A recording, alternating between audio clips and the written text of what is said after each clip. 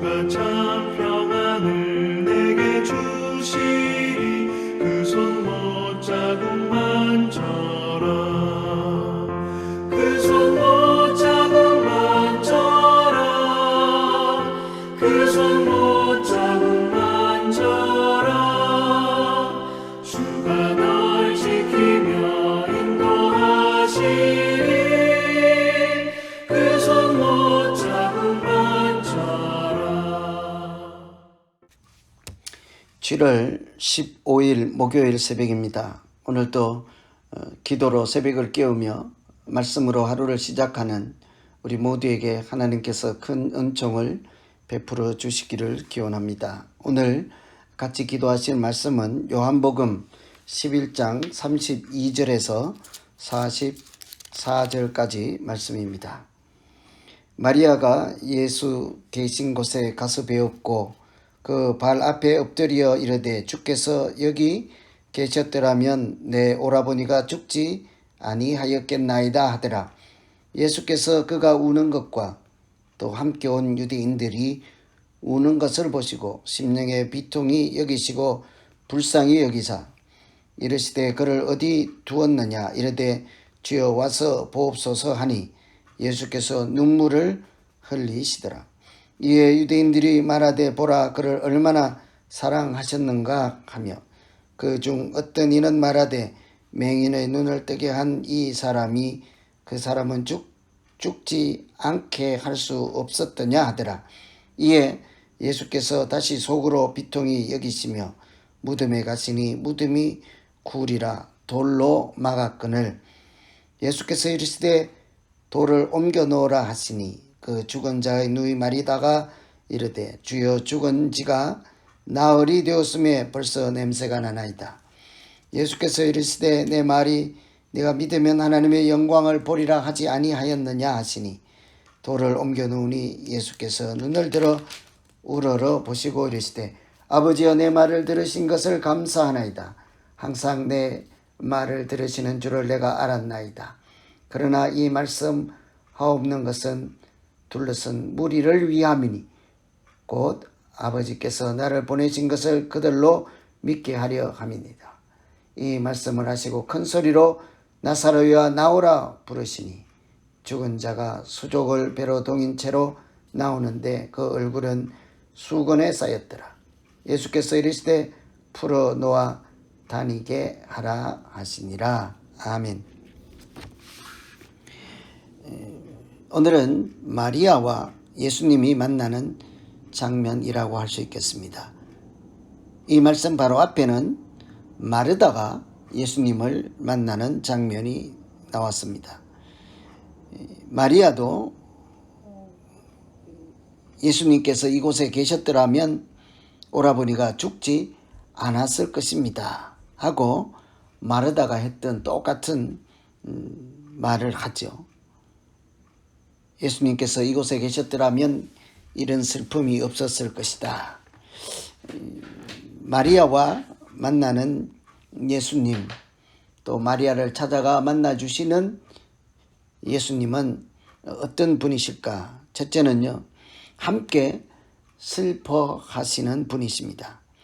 사람들이 슬퍼 우는 것을 보시고 예수님도 같이 눈물을 흘렸습니다. 그러니까 주변에 있던 사람들이 예수님도 죽음을 어찌할 수 없어서 우는 줄 알았겠지요.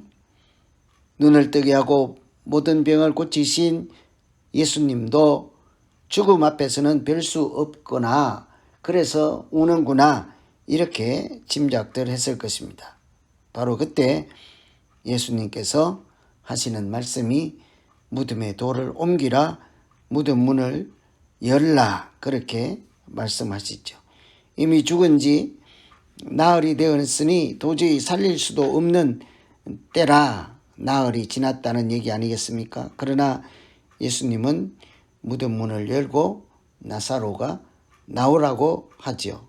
이처럼 예수님은 우리의 슬픔을 같이 하고 애통해하며 동시에 애통해하는 근원적인 문제를 해결하시는 분이십니다. 그래서 오늘 우리에게도 똑같은 말씀 하시죠. 즐거워하는 자와 함께 즐거워하고 슬퍼하는 자와 함께 슬퍼하라. 흔히 우는 자와 함께 울고 슬퍼하는 자와 이렇게 함께 슬퍼하라. 이 말씀은 함께 슬퍼하면 슬픔은 반으로 줄고 함께 기뻐하면 기쁨은 배가 된다고 하는 그런 말씀과 같이 하나님은 우리의 슬픔, 애통함, 인생의 고난, 질고를 외면하지 아니하시고 함께 슬퍼하시며 연약한 우리의 인생을 불쌍히 여기시고 하나님 앞에 관계가 회복된 구원을 베푸심으로 더 이상 눈물도 없고 아픔도 없고 애통함이 없는 그런 고통이 없는 그런 인생을 우리에게 예비하시고 구원이라는 영생이라는 선물을 주시는 분인 줄로 믿습니다. 그래서 마리아를 만나서 예수님께서 같이 슬퍼하며 그들의 슬픔을 끌어안고 일으켜 세우시는 예수님 생각하시며 우리가 기도할 것은 하나님이 우리의 눈물을 닦아주듯 나도 세상에 아픈 사람, 슬퍼하는 사람, 눈물 짓는 사람들의 그 마음을 어루만지고 같이 아파하고 또 같이 기뻐할 줄 아는 참 믿음의 사람, 예수 그리스도의 마음을 가진 사람으로 복되게 살게 해 주십시오. 이렇게 기도하시면 되겠습니다. 두 번째는 나사로를 살리시는 예수님입니다. 나사로야 나오라 하는 말씀은 죽은 자를 살리는 생명과 사망의 권세를 가진 자만 할 수 있는 그런 말씀이었습니다. 예수님은 죽은 나사로를 불러 나오라 하심으로 스스로 나는 하나님의 아들이시다 하는 것을 세상에 이렇게 선언하는 것과 다를 바가 없었습니다. 어쩌면 그 장면은 우리 자신을 죽은 믿음에서 불러내시고 하나님과 관계를 회복시켜서 하나님의 자녀로 살아가게 하시는 하늘의 소리라 할 수 있겠습니다. 하나님을 잘 알지 못하고 사람의 생각으로만 믿음 생활하는 우리들에게 하나님의 말씀이 살아 역사하시고 천국이 임하는 믿음을 주십시오. 이렇게 기도해야 하는 그런 장면이죠. 예수님은 나사로뿐만 아니라 죽은 믿음을 가지고 있는 주변의 사람들을 믿게 하려 함이라 그렇게 말씀하였습니다. 나사로를 조용히 살릴 수도 있었을 것입니다.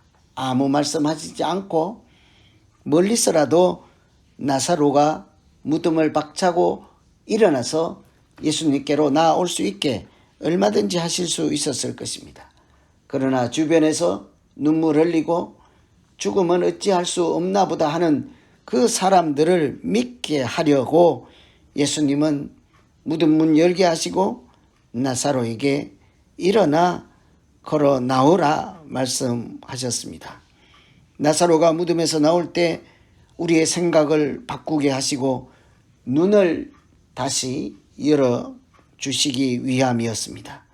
예수님께서 하늘에서 보내신 분이심을 알게 하시고 우리에게 하나님을 보게 하는 순간이라 해야 되겠지요. 그래서 사실은 나사로가 무덤에서 걸어 나오는 것은 그 자체뿐만이 아니라 믿음 없는 우리가 마치 죽음 같은 어둠에서 걸어 나오는 장면이라 해야 하겠습니다. 그 무덤에서 나오니 빛이신 예수님께서 밖에서 기다리시고 그때 비로소 나사로가 살아나오는 그때 비로소 우리의 믿음도 다시 살아나는 줄 믿습니다. 이처럼 예수님은 나사로를 살리시고 하나님의 아들 되심을 믿게 하려고 무덤의 문을 돌문을 열게 하시고 사망에서 생명으로 나사로를 옮기듯 우리도 옮기시는 하나님의 아들이십니다. 그래서 오늘 두 번째 우리가 기도할 것은 예수님 사망과 생명 가운데 우리를 사망에서 생명으로 옮겨주시고 믿음 없음을 불쌍히 여겨서 무덤에서 나사로를 살리시는 하나님의 아들 되심을 기억하며 살게 하시고 우리에게도 영생이요 부활을 예비하시고 우리에게 새 생명을 주실 예수님과 동행하는 우리 모두 되게 해 주십시오.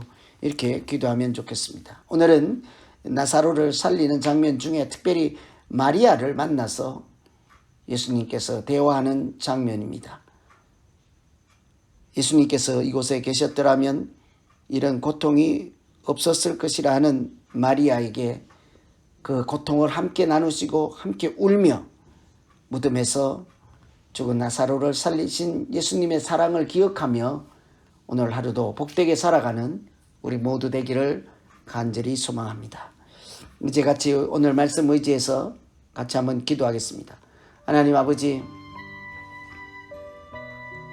연약한 믿음으로 믿는다 하면서도 사망에서 생명으로 옮기시고 죽음의 권세까지 이기시는 예수 그리스도를 잘 알지 못해서 사람의 생각과 사람의 한계 안에서 죽음도 모르고 또한 생명도 잘 누리지 못하는 우리들을 불쌍히 여기시고 예수님처럼 사망에서 생명으로 옮기시는 그 은혜를, 하나님의 사랑을, 하나님의 긍휼하심을 이 세상에 전하며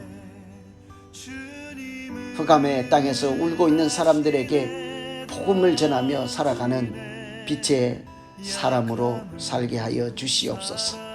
이 세상에 하나님 알지 못해서 아직도 방황하는 불쌍한 영혼들이 있습니다.